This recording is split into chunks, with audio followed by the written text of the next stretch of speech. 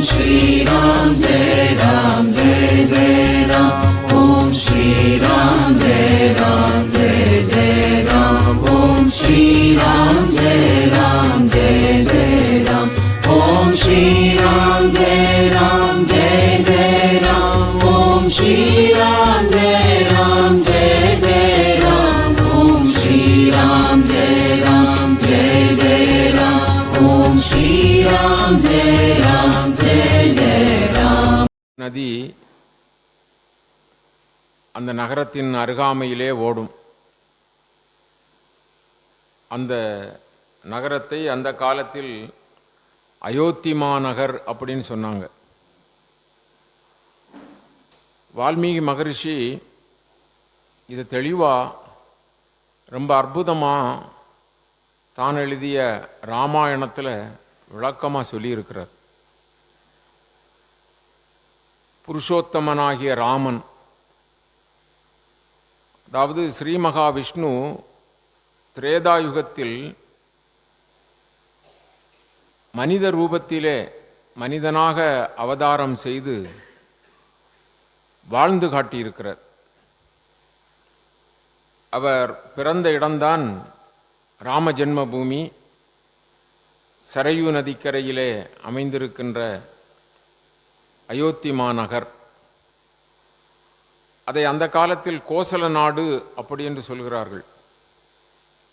கோசல நாட்டில்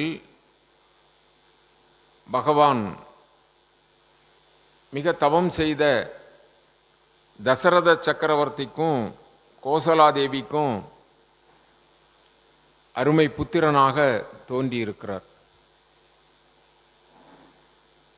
ராமபிரான் வாழ்ந்து காட்டியிருக்கிறார் மனிதன் எப்படி வாழ வேண்டும் அப்படி என்று சொல்லி. அவருக்கு சிறந்த குருவாக வசிஷ்ட மகரிஷி, அதுபோல விஸ்வாமித்திரர், இது மாதிரி நல்ல குரு கிடைத்திருக்கிறார்கள்.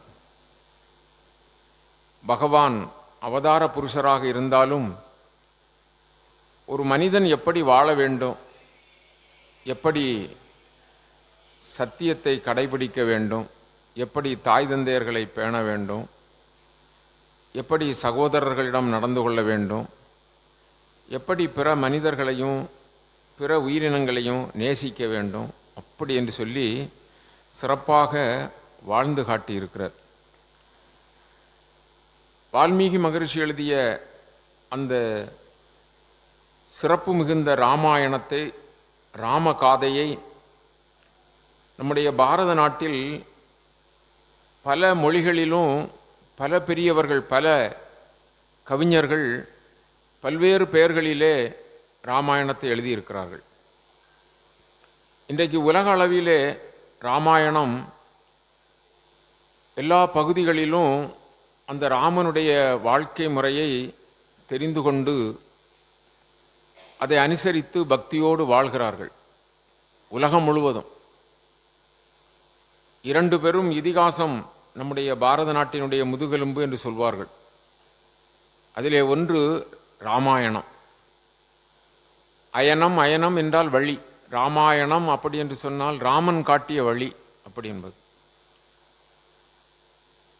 ராமபிரானுடைய அந்த நாமத்தை இன்றைக்கும் கோடானு கோடி மக்கள் ஜபித்து கொண்டே இருக்கிறார்கள். எப்படி ஓரெழுத்து மந்திரத்தை ஓம் என்று சொல்லுகிறோமோ அது மாதிரி 2 எழுத்து மந்திரம் ராமா. ராமா ராமா ராமா ராமா அப்படி என்று சொல்லி சதா உச்சரித்து அப்படி உய்தி பெறுகிறவர்கள், அதாவது இந்த பிறவி சாகரத்தில் இருந்து விடுபடுகிறவர்கள் ஏராளம் ஏராளம். ரொம்ப லகுவாக இந்த நாமத்தை சொல்லலாம். வால்மீகி மகரிஷி இந்த நூலை எழுதினார் அப்படி என்று சொன்னால் அவருக்கு நாரதர் உபதேசம் செய்தார். அவர் வழிப்பறி கொள்ளைக்காரனாகத்தான் இருந்தார். ரத்னாகரன் அவருடைய பெயர். அவரிடம் நாரதர் ஒரு சமயம் தோன்றி, இப்படி பழிபாவங்களெல்லாம் உன்னை சாரும், அதனால் நீ இதிலிருந்து விடுபட வேண்டும் என்று சொல்லி அவருக்கு ராமநாம தீட்சை கொடுக்கிறார். ராமநாமத்தை சொல்லச் சொல்லுகிறார். அவருக்கு ராமா என்று சொல்ல முடியவில்லை. காட்டுவாசியாக இருந்திருக்கிறார். ராமா என்று சொல்ல தெரியவில்லை. மரா மரா அப்படி சொல்லியிருக்கிறார்.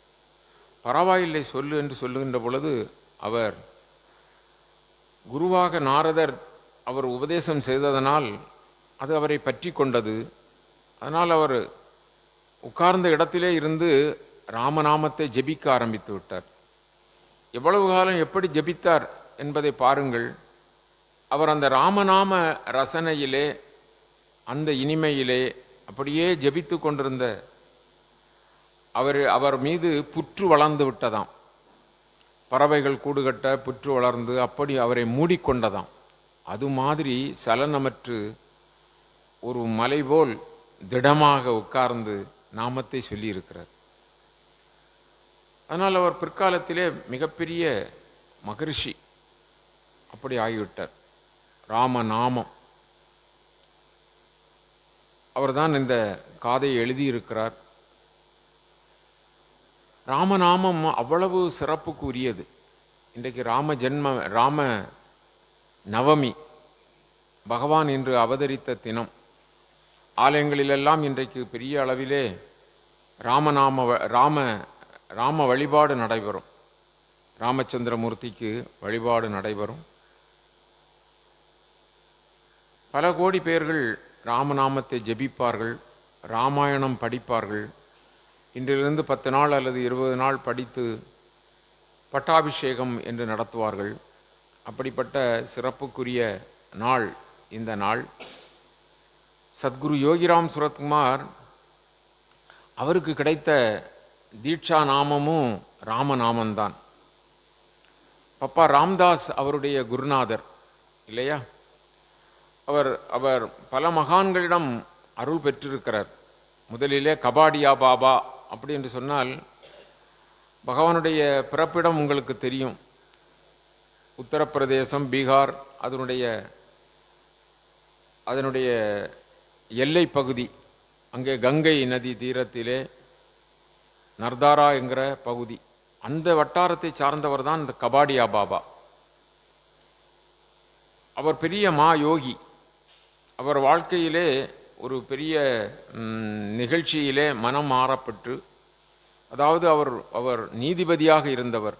நீதிபதியாக இருந்து அவர் சொந்த ஒரே மகளுடைய கணவர், இவருடைய மருமகன், அவர் ஒரு கொலை குற்றத்திலே அதிலே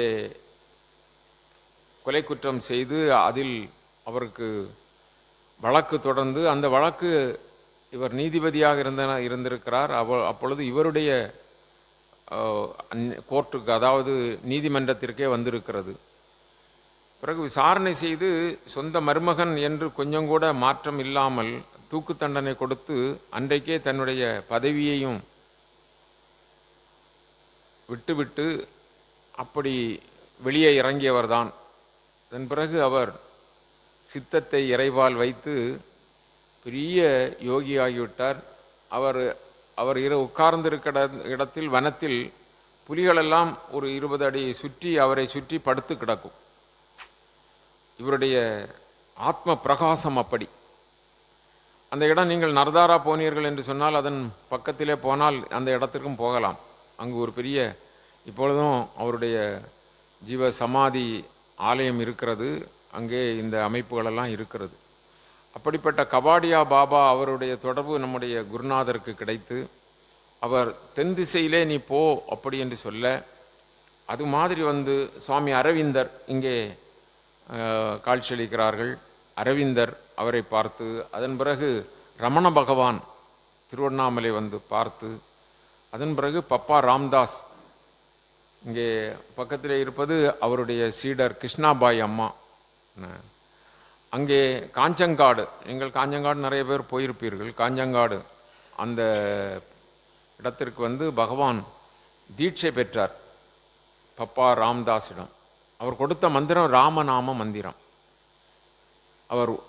அவருக்கு அவர் தந்தை கொடுத்தது ஸ்ரீராம் ஜெயராம் ஜெய் ஜெய் ராம் அப்படி என்று சொல்லி, அதை அவர் ஓம் சேர்த்து பிரணவ மந்திரத்தையும் சேர்த்து ஓம் ஸ்ரீராம் ஜெயராம் ஜெய் ஜெய் ராம் அப்படிங்கிற ராம மந்திரத்தை, ஜெய ஜெய ராம் என்றால் ராம மந்திர, ராமனுக்கு வெற்றி வெற்றி என்று பெயர் இந்த நாமம். அப்படி தீட்சா மந்திரம் பெற்று பகவான் சதா சர்வகாலமும் ஸ்ரீராம் ஜெயராம் ஜெய் ஜெய் ராம் அப்படி என்று சொல்லி ஜபித்து கொண்டே நம்மிடமெல்லாம் அந்த பிச்சையை கேட்டுக்கொண்டு, இல்லையா, எனக்கு பொன்னும் பொருளும் மாட மாளிகை வேண்டாம், நாம பிச்சை எனக்கு கொடுங்கள் அப்படி என்று சொல்லி அந்த நாமத்திலேயே திளைத்தவர் நம் குருநாதர் யோகிராம் சுரத்குமார். அவர் சொல்லிக்கொண்டே இருந்த நாமம் ராமநாமம். நாமம் வேறு நாமி வேறு அல்ல. அந்த நாமத்திற்கு உரியவராகிய ராமபிரான் ஸ்ரீ ராமச்சந்திரமூர்த்தி அவதாரம் செய்த திருநாள் இன்று.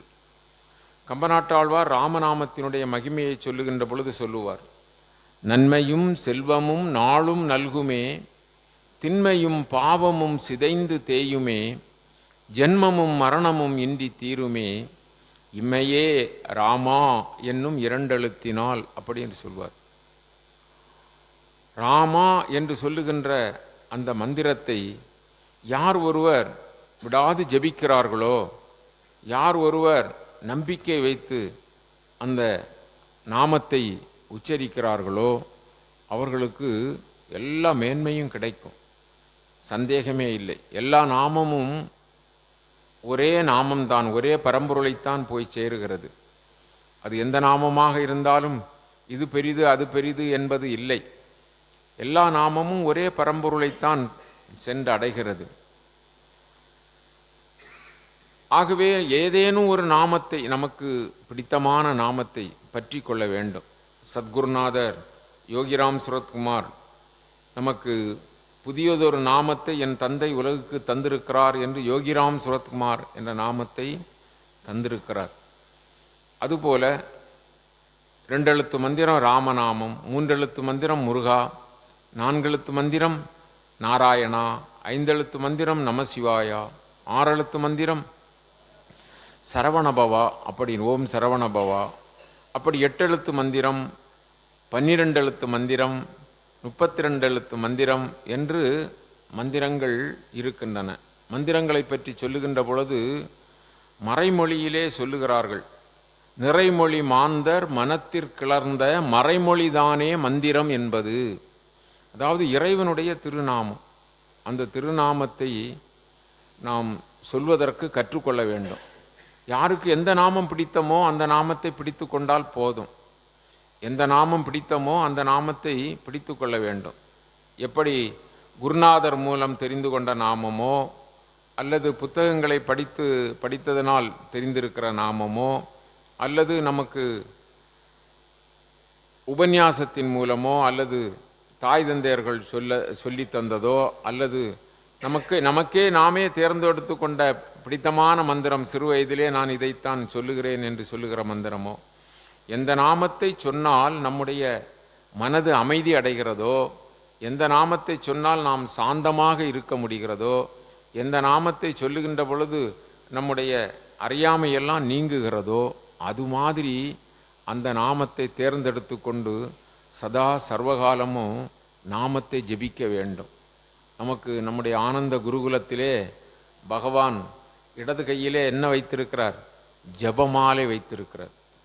அதனுடைய அர்த்தம் என்ன? எல்லோரும் ஜபிக்க வேண்டும். இந்த கலியுகத்திலே எளிமையான ஒரு வழி ஜபம், இறை நாமத்தை ஜபிப்பது. பெரிய அளவிலே தவத்திலே ஈடுபட வேண்டியது இல்லை.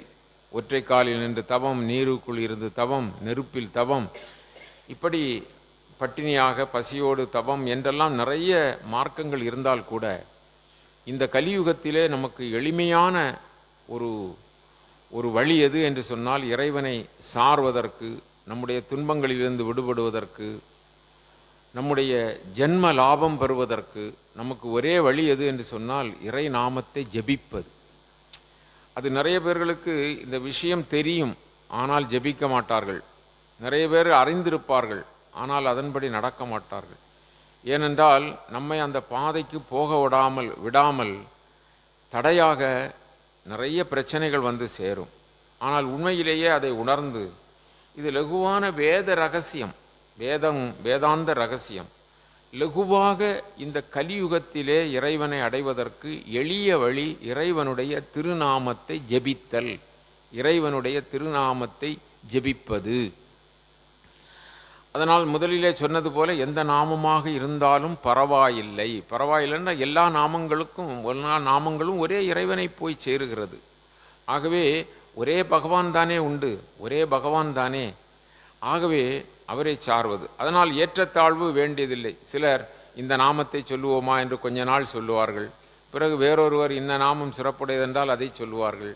அப்படி இந்த பூமியிலே கொஞ்ச தூரம் கிணறு தோண்டி தண்ணீர் காணாமல் போனது போல ஆகாமல் எந்த நாமத்தை பிடிக்கிறோமோ அதை நல்ல சிக்கன பிடிக்க வேண்டும். யான் உன்னை தொடர்ந்து சிக்கன பிடித்தேன்னு சொல்லுவார் அல்லவா, அது மாதிரி சிக்கன பகவானை நாம் பற்றி பிடிக்க வேண்டும்.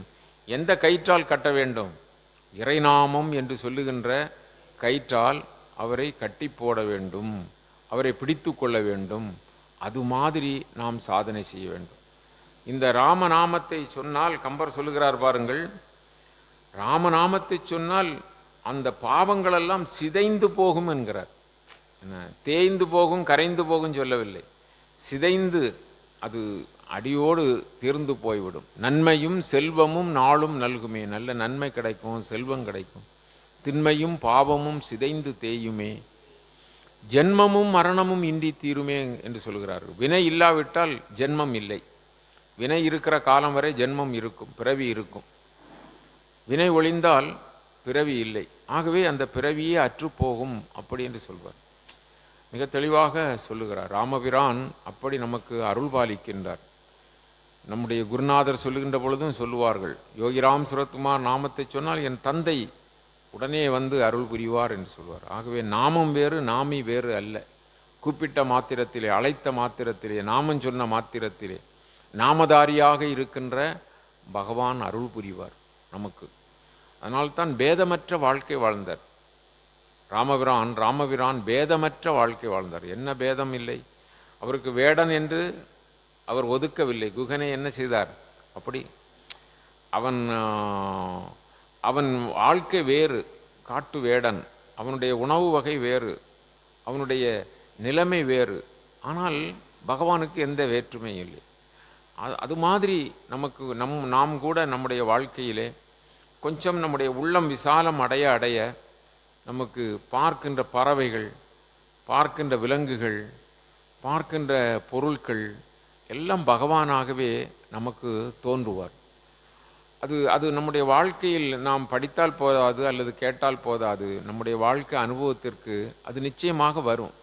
நாம் சாத்வீகமாக ஆணவமற்று சுயநலமற்று அப்படி நம்முடைய வாழ்க்கையின் ரகசியத்தை உணர நமக்கு எல்லா அனுபவங்களும் கிடைக்கும். அது மாதிரி ஒரு காட்டிலே இருந்த அந்த ஜடாயு பாருங்கள், அந்த ஜடாயுவுக்கு ஈமக்கடன் செய்தார். நீங்கள் ராமாயணத்தை நன்றாக அறிந்திருப்பீர்கள். அவர் அது மாதிரி சுக்ரீவன் ஒரு வானர தலைவன், அவனை அணைத்து கொண்டார், சேர்த்து கொண்டார். தன்னுடைய தம்பியர்களில் ஒருவராக இவர்களையெல்லாம் சேர்த்து கொண்டார். குகனொடும் ஐவரானோம், குன்று சூழ்வான் மகனொடும் அறுவரானோம், எம்முளை அன்பில் வந்த அகனமர் காதலைய நின்னொடும் எழுவரானோம். என்ன அப்படி சகோதரத்தன்மையிலே நாமெல்லாம் அப்படிப்பட்ட நிலைக்கு வர வேண்டும். எல்லோரையும் பாசத்தோடு நினைப்பது, அன்போடு நினைப்பது, சகோதரர்களாக சகோதரிகளாக ஒரு ஒரு ஒரு பரந்த எண்ணம் வர அதை ருசிப்பதிலே தனி ஆனந்தம் இருக்கும். நமக்கு தெளிவு ஆகிவிட்டது என்று சொன்னால் அதை காணும் போதும் பார்க்கும் போதும் அவைகளோடு இருக்கின்ற பொழுதும் இந்த உலகத்தை ரசிக்க தெரிந்தாலே போதும். பகவான் சத்குருநாதர் மிக தெளிவாக சொல்லுகிறார், உன்னுடைய வாழ்க்கையை நீ ரசித்துப்பார். உன்னுடைய வாழ்க்கையில் நடக்கின்ற ஒவ்வொரு காரியங்களையும் குருநாதரோடு இணைத்துக்கொள், சத்குருநாதரோடு இணைத்துக்கொள்ள வேண்டும். அதுதான் வாழ்க்கையின் ரகசியம். அதைத்தான் அவர்களெல்லாம் நமக்கு ரொம்ப தெளிவாக வாழ்ந்து காட்டியிருக்கிறார்கள்.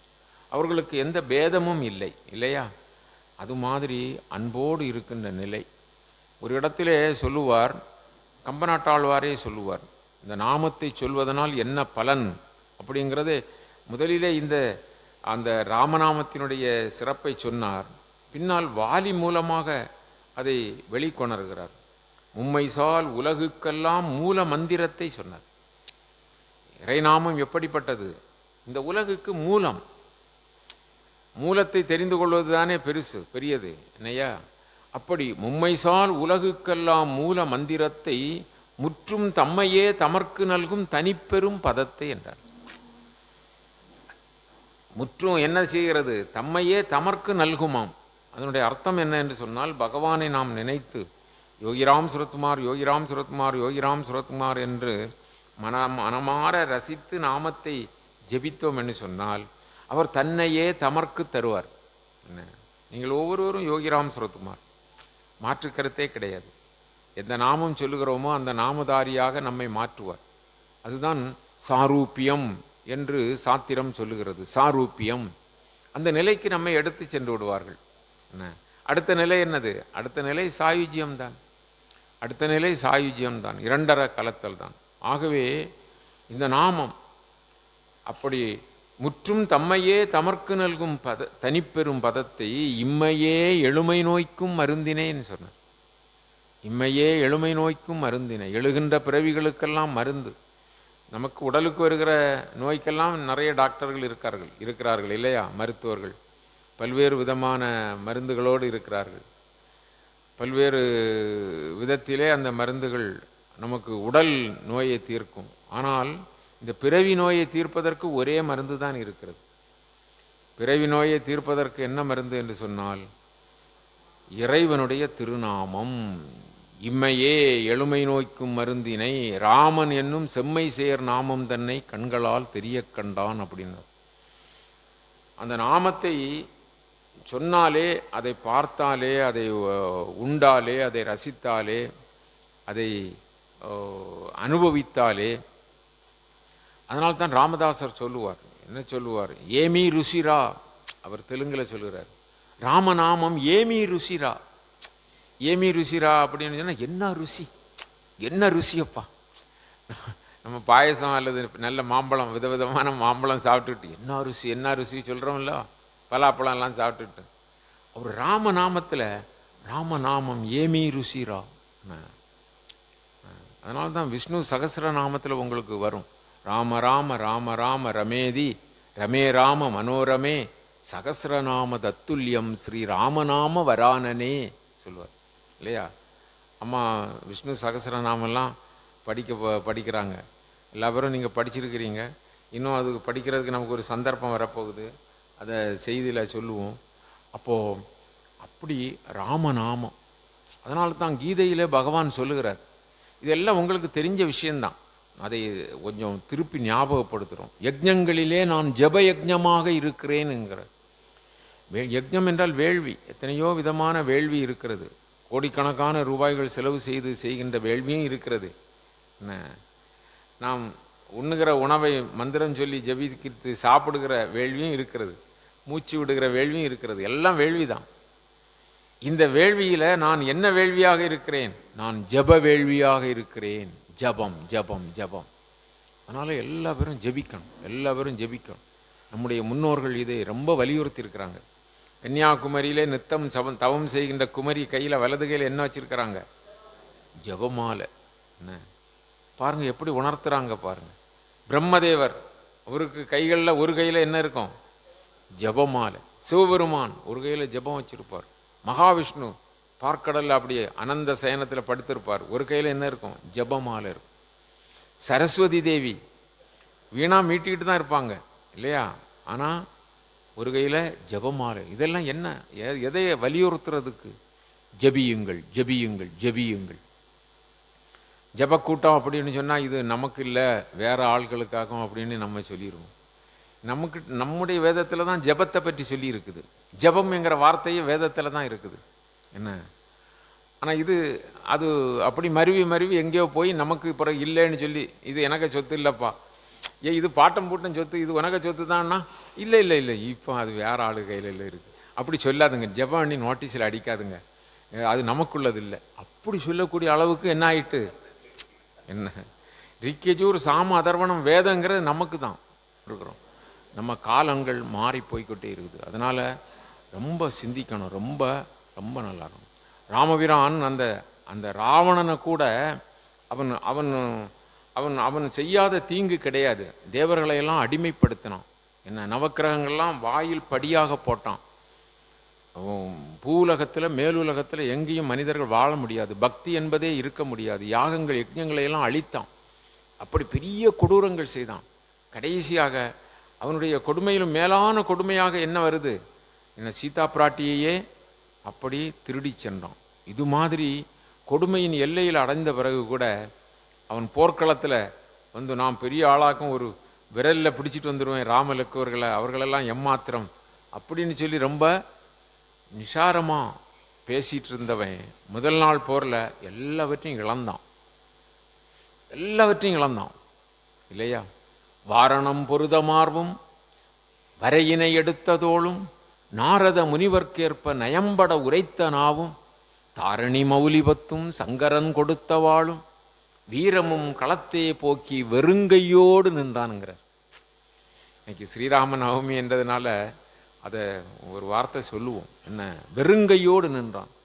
என்னதெல்லாம் அவன் பெரிய அட்டத்துக்கு யானைகளை எல்லாம் போர் செய்து, என்னோடு போர் செய்வதற்கு யார் இருக்கிறா அப்படின்னு சொல்லி அதோடு வலிய போர் செய்து அது மார்பிலே குத்தி கொம்புகளை எல்லாம் ஒடித்து விட்டு செல்லுமா. ஒடித்து அந்த அந்த வைரம் பாய்ந்த நெஞ்சில் குத்துனா அது இழுத்துக்கிட முடியாது, ரெண்டாவது பிடுங்கிட முடியாது, எடுத்துக்கிட முடியாது. அதனால் ஒடித்து கிளை விழுமா. அப்படிப்பட்டதை இவன் பூன் கட்டி வச்சுருப்பான். அட்டத்துக்கு யானைன்னா 8-16 பூன் கட்டி வச்சுருப்பாங்க. இப்போமா அது இருக்கும். அப்படி கட்டி அதில் ஒரு $1 போட்டு செய்து. ஏன்னா நான் யானையோடு போர் செய்தவன், அஷ்டதிக்கு யானைகளோடு. அது சாதாரண வீரம் இல்லை. வரையினை எடுத்த தோளும் சிவபெருமான் இருக்கிற மலையே தூக்க பார்த்தான்.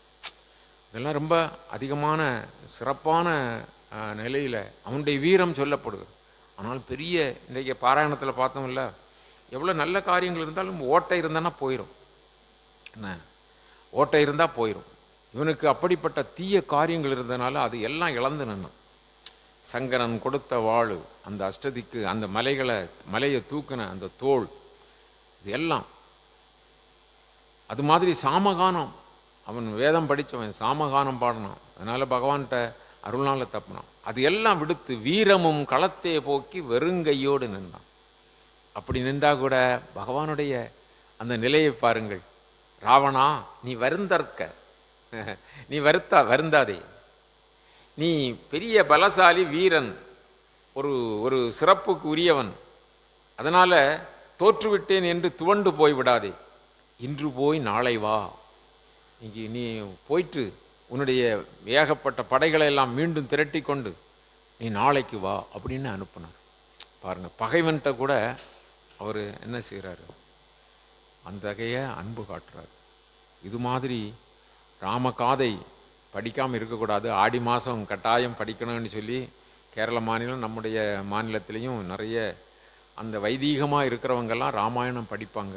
வாழ்க்கையில் ஒரு முறையாவது ராமாயணம் படிக்கலை அப்படிங்கிறவங்க இருக்கக்கூடாது. ராமாயணம் படிக்கணும். ஆதி முதல் அந்தம் வரை அந்த வால்மீகி ராமாயணம், அதோட ஒப்பிட்டு கம்ப ராமாயணம், இதெல்லாம் படிக்கணும். ராமாயணம் படிக்கணும். நல்ல கற்பமுற்ற பெண்களெல்லாம் ராமாயணம் படிக்கணும். நல்ல குழந்தைகள் வருவாங்க, சீலமான குழந்தைகள் வருவாங்க. அது மாதிரி நல்ல சிறப்புக்குரிய ராமாயணம். அந்த ராமாயணத்தினுடைய கதாநாயகராக இருக்கக்கூடிய ராமபிரான் ஸ்ரீ மகாவிஷ்ணுவினுடைய அவதாரங்களிலே ஒரு சிறப்புக்குரிய அவதாரம் ராம அவதாரம். அந்த ராமபிரான் பிறந்த இந்த நல்ல நாளிலே அவரை நினைந்து ராமநாமத்தை நல்லா பாடியிருக்காங்க. தனிப்பாடல்லையும் ராமனுடைய வீர பிரதாபங்களையெல்லாம் பாடினாங்க. பிறகு ராமநாம ஜெபம் செய்துட்ருக்குறோம். எப்பொழுதுமே நம்முடைய பகவானுடைய சன்னிதானத்தில் ராமநாமம் ஒலித்துக்கிட்டே இருக்குது, ரீங்காரமாக இருக்குது. அந்த நல்ல நேரத்தில் நமக்கு பகவானுக்கு இன்றைக்கு விசேஷ பூஜை வைத்து ராமநாமம் ஜபிச்சிருக்கிறோம். அவருடைய கதையை கொஞ்சம் ஒரு எள்ளின் மூக்களவு கேட்டிருக்கிறோம். இந்த நன்மொழி வழங்கல் நிகழ்வை இதோடு நிறைவு செய்து